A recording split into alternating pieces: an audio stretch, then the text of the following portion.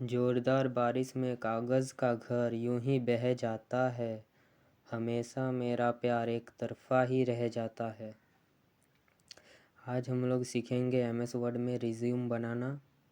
तो आपको बिल्कुल धैर्य बना कर रखना है, पेशेंस के साथ आप पूरा वीडियो एक बार देख लीजिए तो आपको कभी भी रिज्यूम बनाना होगा, आप इजीली बना लोगे। यहाँ तक कि आप दूसरों को बता भी पाओगे कि किस तरह से रिज्यूम बनाया जाता है। तो एक बार पेशेंस रखकर पूरा वीडियो देख लीजिए। तो चलिए वीडियो को स्टार्ट करते हैं। सबसे पहले हम लोग यहाँ पर लिख लेंगे रिज्यूम।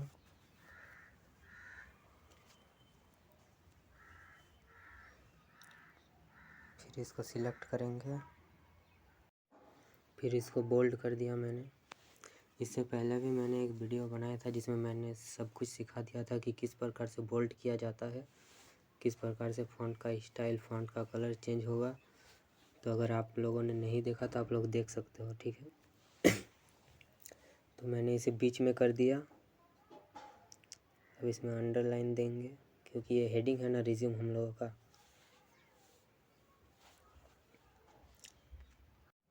तो इसका साइज भी थोड़ा सा बड़ा कर लेंगे।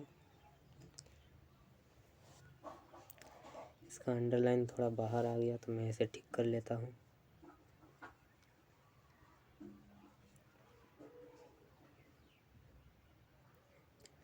तो इसको सिलेक्ट किया मैंने और अंडरलाइन दे देंगे।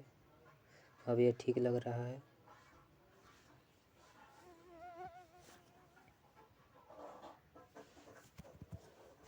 अब यहाँ हम लोग लिखेंगे नेम। यहाँ पहले से बोल्ड अप्लाई है तो इसको हटा देंगे। इसका साइज भी थोड़ा सा छोटा करेंगे।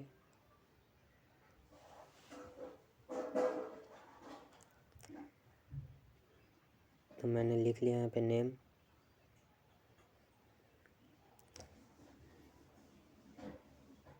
फिर फादर्स नेम होगा।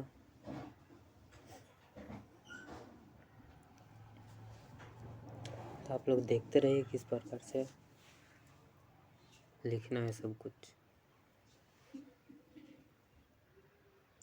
फिर यहाँ पे मदर्स नेम, इसको हटा देता हूँ।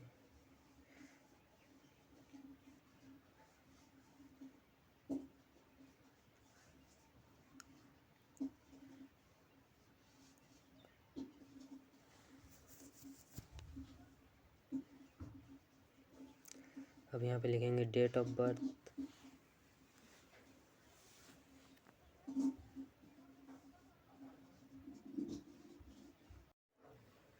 यहाँ पे नेम को कैपिटल कर देना है।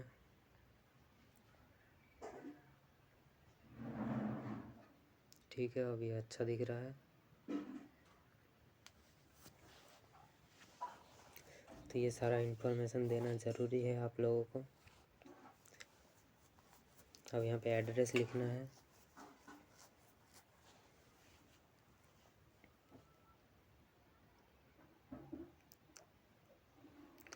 फिर हम लोग अपना ईमेल लिखेंगे।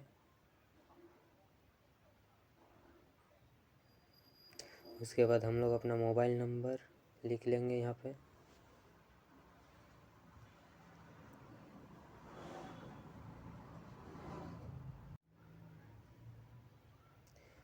फिर यहाँ से स्टार्ट होगा एजुकेशनल क्वालिफ़िकेशन।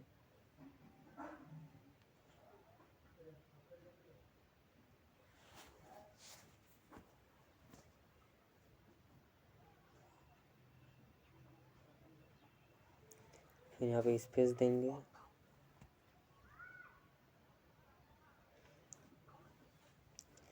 और यहाँ पे डबल डॉट और फिर डैश।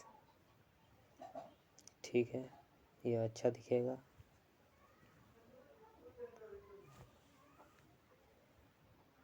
इस तरह से आप लोगों को भी कर लेना है।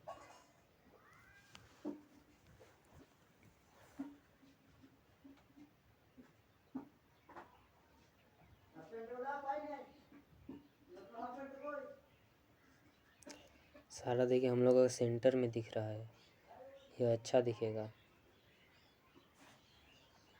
बिल्कुल सेंटर में लाना है और उसके बाद देना है।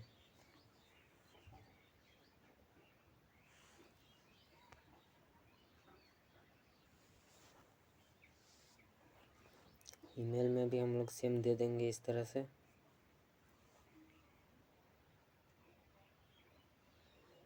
देखिए ऊपर से नीचे सब कुछ सेंटर में दिख रहा है।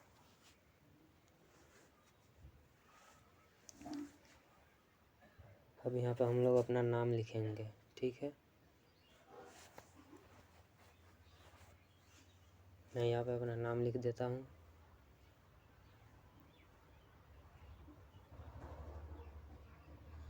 आप लोगों को पता ही है कि कंप्यूटर को किसी का नाम पता नहीं होता, इसलिए वो एरर दिखाता है।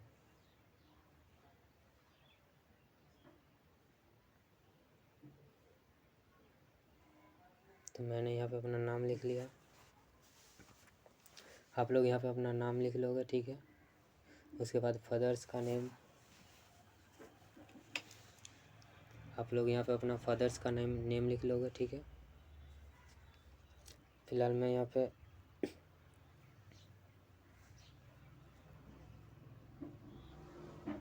XYZ लिख देता हूँ।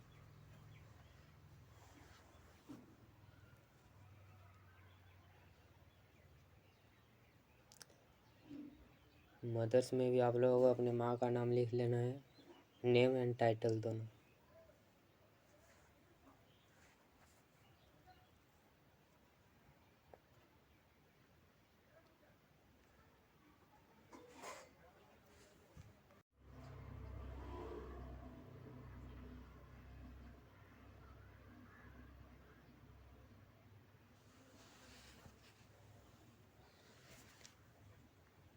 यहाँ पे आप लोगों को अपना डेट ऑफ बर्थ लिख लेना है, जो भी आप लोगों का डेट ऑफ बर्थ है।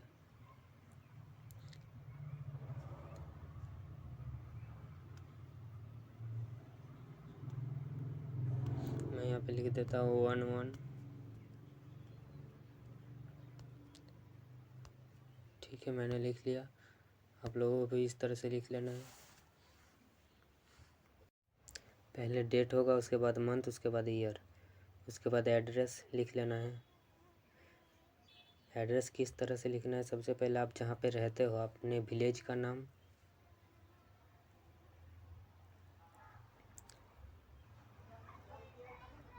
उसके बाद आपको पोस्ट लिखना है, उसके बाद डिस्ट। चलिए देखिए एड्रेस किस प्रकार से लिखते हैं। तो मैंने यहाँ पे रायपुर लिख लिया। मान लीजिए ये मेरे विलेज का नाम है, ठीक है, जहाँ पे मैं रहता हूँ। उसके बाद मैं यहाँ पे अपना पोस्ट का नाम लिखूँगा। तो यहाँ पे मैं फ़िलहाल पोस्ट ही लिख देता हूँ।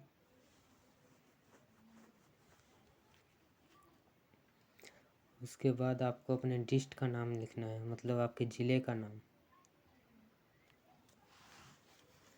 उसके बाद आपको अपने स्टेट का नाम लिखना है, ठीक है, जो भी आपका स्टेट होगा।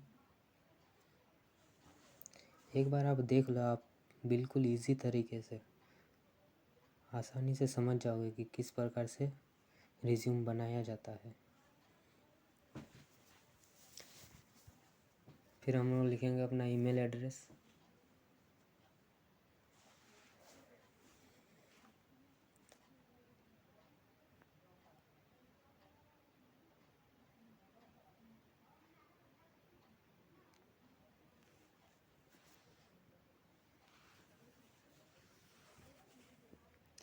तो चलिए मैं यहाँ पे लिख लेता हूँ, जैसे मेरा ईमेल है शुभंकर@gmail.com।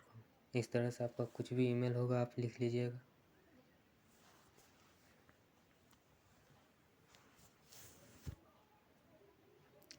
ये मैंने जस्ट एग्जांपल के लिए लिख लिया है, ठीक है। फिर आपको अपने मोबाइल नंबर लिख लेना है, ठीक है।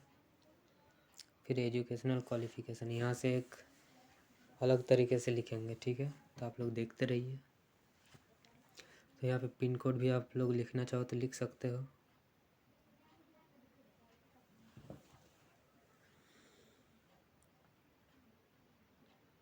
आपका जो भी पिन कोड है आप मोबाइल नंबर के नीचे लिख लोगे, ठीक है। तो मैं यहाँ पे 00 लिख देता हूँ।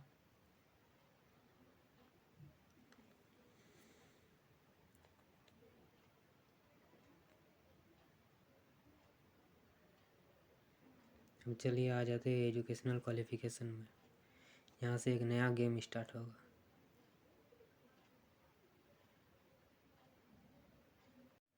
मैंने इसे सिलेक्ट कर लिया, बोल्ड कर देता हूँ इसको, और इसका साइज़ थोड़ा सा बड़ा कर देंगे।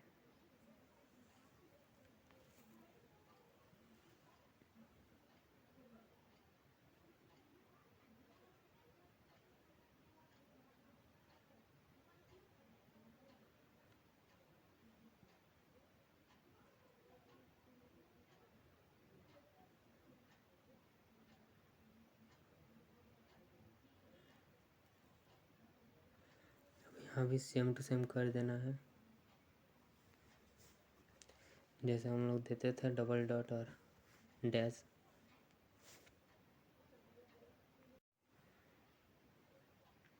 देखिए एजुकेशनल क्वालिफिकेशन के लिए आपको टेबल लाना पड़ेगा, ठीक है। इसके लिए आपको पहले इंसर्ट पे जाना होगा, उसके बाद टेबल पे आपको जितने भी रॉज चाहिए और कॉलम्स आप सिलेक्ट कर सकते हो। मैं जो सिस्टम अभी यूज़ कर रहा हूँ उसमें इसी तरह से टेबल को इंसर्ट किया जाता है, ठीक है। तो यहाँ पे सबसे पहला जो हम लोगों का कॉलम है उसमें लिखेंगे नेम ऑफ एग्ज़ाम, उसके बाद बोर्ड नेम।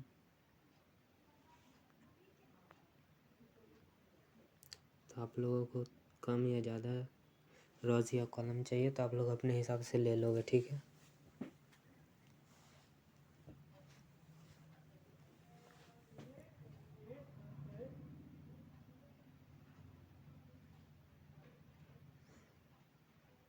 यहाँ पे हम लोग को 4 कॉलम चाहिए, अभी फ़िलहाल 3 ही कॉलम है। तो फिर से एक कॉलम इंसर्ट करेंगे,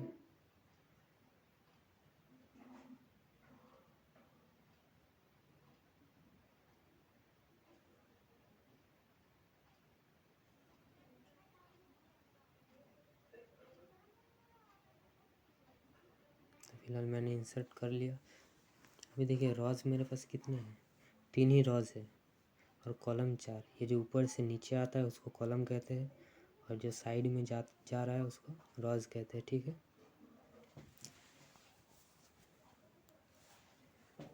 पासिंग ईयर को लास्ट में लिखेंगे हम लोग, ठीक है।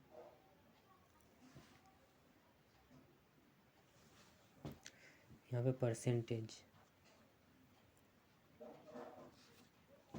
मतलब हम लोगों का नेम ऑफ एग्ज़ाम, कौन सा एग्ज़ाम दिए थे, बोर्ड का नाम, फिर परसेंटेज कितना आया था और किस साल पास किए थे, ठीक है।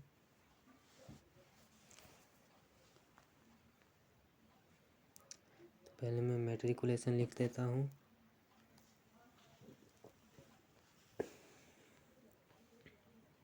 यानी कि 10th। फिर यहाँ पे इंटर लिखेंगे,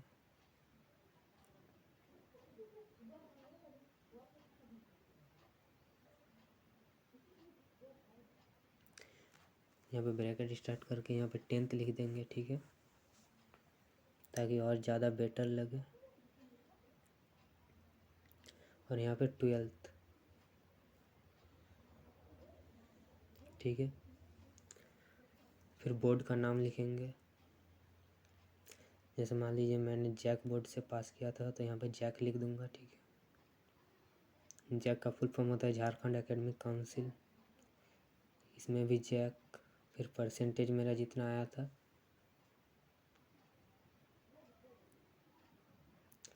जैसे मेरा 85% आया था तो मैंने लिख दिया, परसेंटेज का साइन भी दे देंगे। फिर इंटर में मेरा कितना आया था 87%, उसे भी मैंने लिख लिया, ठीक है। और पासिंग ईयर मैट्रिक जैसे मैंने दिया था 2018 में तो लिख लिया।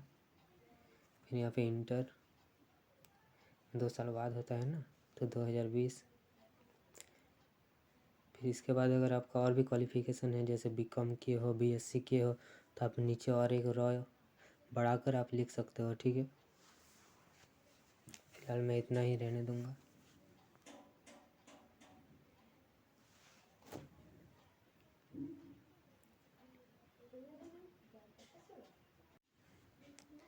ठीक है, तो आप लोग इजीली बना सकते हो।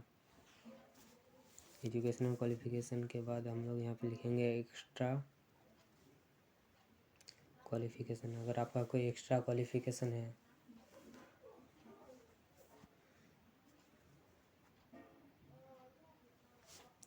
तो यहाँ पे मैं लिख लेता हूँ एक्स्ट्रा क्वालिफिकेशन। फिर इसको सिलेक्ट करके इसका भी साइज थोड़ा बड़ा करना है और इसको भी बोल्ड करना है।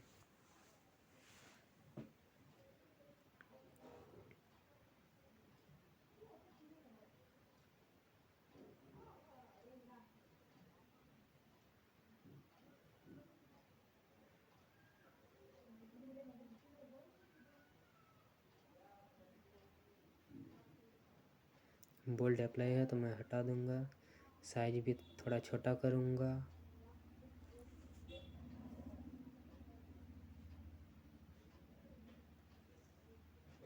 तो मेरा एक्स्ट्रा क्वालिफिकेशन में जैसे है डिप्लोमा इन कंप्यूटर एप्लीकेशन, ठीक है। जैसे मैंने DCA कर रखा है तो उसको यहाँ पे मेंशन करूँगा, diploma in computer application qualified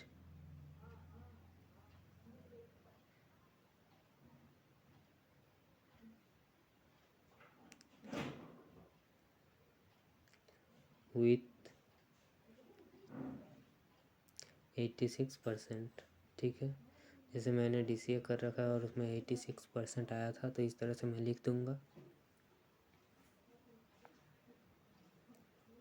का इस तरह से एक्स्ट्रा क्वालिफिकेशन जो एकेडमिक से थोड़ा अलग है तो आप लोग नीचे एक्स्ट्रा क्वालिफिकेशन बनाकर लिख सकते हो, ठीक है।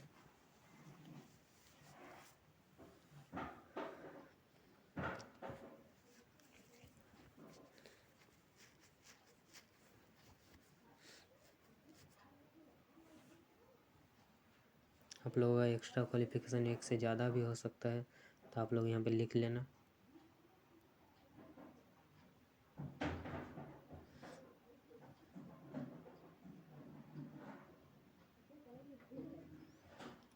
फिर यहाँ पे एक्सपीरियंस लिखेंगे हेडिंग में।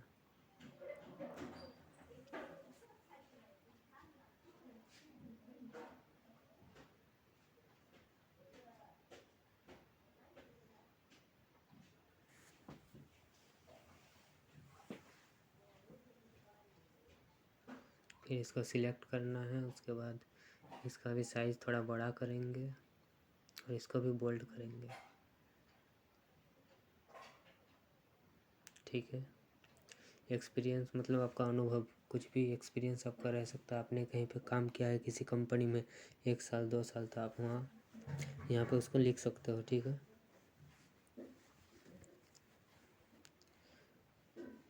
तो आप लोग अपने हिसाब से अपने एक्सपीरियंस लिख लेना।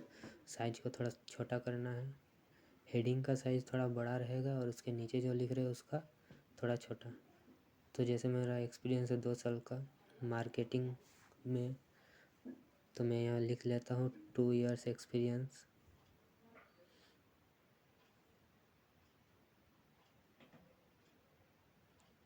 इन सेल्स एंड मार्केटिंग,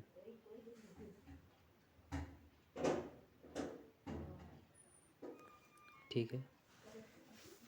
फिर फुल स्टॉप देना है। आप लोग इस तरह से अपना एक्सपीरियंस भी लिख लेना, ठीक है, जो भी आपका एक्सपीरियंस है।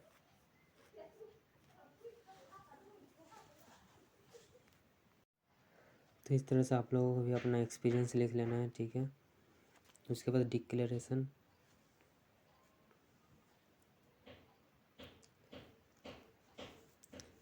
इसका भी साइज़ थोड़ा बड़ा करेंगे और इसको भी बोल्ड करेंगे, ठीक है।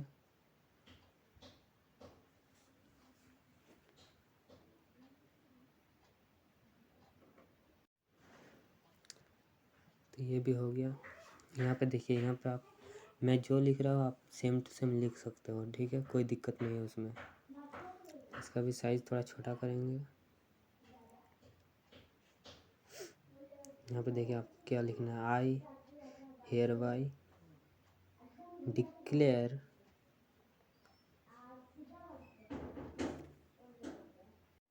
that all the information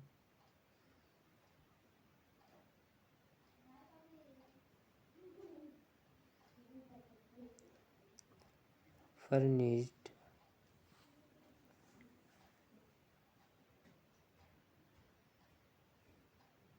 above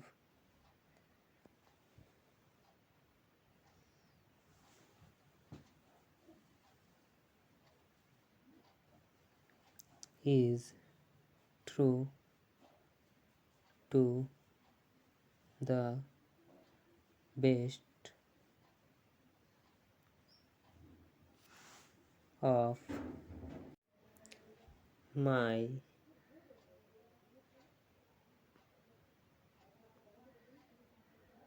knowledge। मतलब डिक्लेरेशन क्या है? डिक्लेरेशन में एक तरह से आप घोषणा करते हो कि ऊपर जो भी जानकारी दी गई है वो सही है आपके नॉलेज के हिसाब से। मतलब एक तरह से आपने खुद इसको वेरीफाई कर लिया कि ऊपर जो भी जानकारी आपकी दी गई है वो सही है और आपके हिसाब से वो सही है।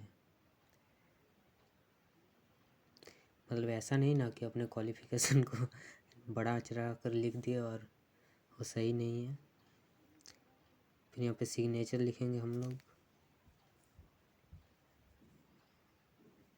यहाँ पे आपको अपना सिग्नेचर करना है।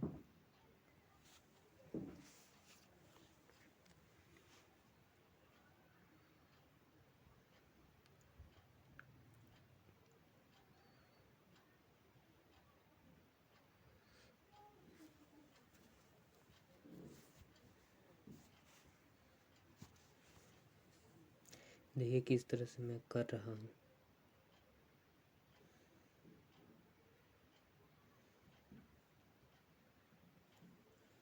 फिर यहाँ पे आपको अपना नाम लिख लेना है, ठीक है।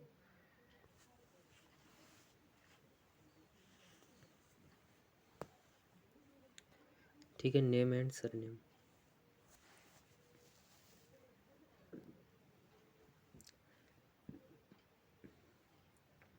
बोल्ट किया हुआ था तो मैंने हटा लिया।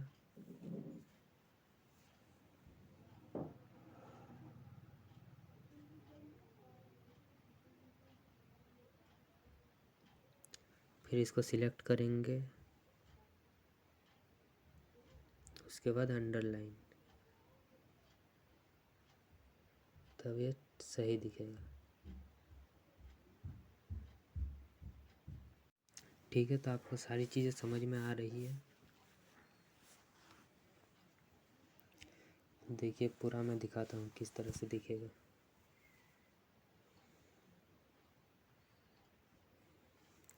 यहाँ पे रेड कलर का आ गया है मार्क, तो इसको इग्नोर ऑल करके हटा देते हैं। यहाँ पे एक्चुअल में कॉमा के बाद स्पेस लगता है।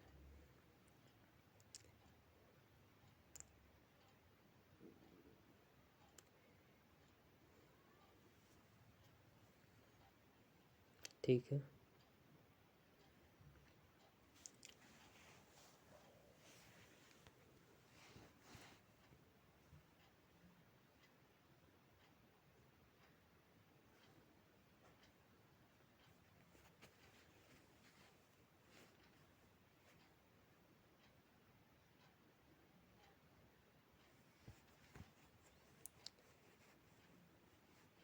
तो आप लोग समझ गए कि डिक्लेरेशन क्या है, कि बाद में आप झुठला नहीं सकते। आपने जो भी लिखा है वो सही होना चाहिए, ठीक है। तो चलिए अब इसको और थोड़ा बढ़िया करते हैं।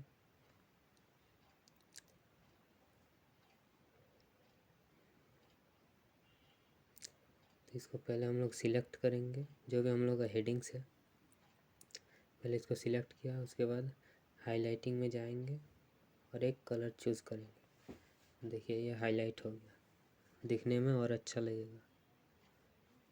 आप लोग जितना चाहो उतना अच्छा बना सकते हो, ठीक है।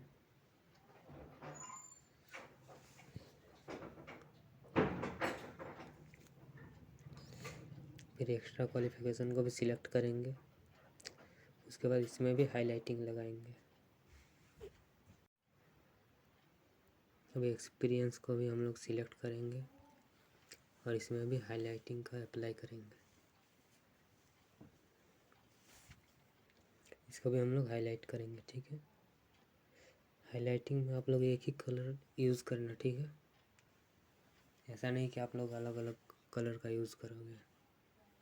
डिक्लेरेशन को भी हाईलाइट करेंगे, ठीक है।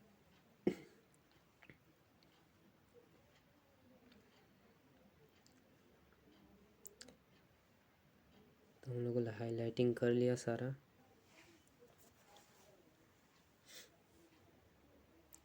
देखिए अब कैसा दिखेगा, देखिए कितना अच्छा लग रहा है। अब आप इसको प्रिंट करके कहीं पे सबमिट भी कर सकते हैं। देखिए इस तरह से।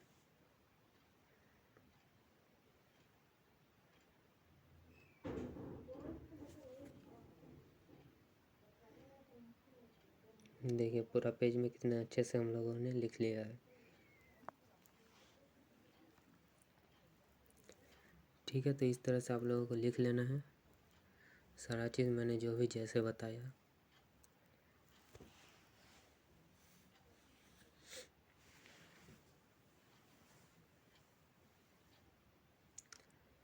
आपके मन में सवाल आ रहा हो कि फ़ोटो हम लोग कहाँ पे लगाएंगे ना, यही सवाल आ रहा होगा। तो फ़ोटो भी चिंता मत करिए, रिज्यूम के बगल में मैं दिखा देता हूँ। जहाँ पे रिज्यूम लिखा है उसके साइड में यहाँ पे आप लोग फ़ोटो चिपका देना, ठीक है। यहाँ पे आप लोग अपना फ़ोटो चिपका सकते हैं क्योंकि हम लोग के पास स्पेस है। तो इस तरह से यहाँ पे आप लोगों को अपना फ़ोटो चिपका लेना है।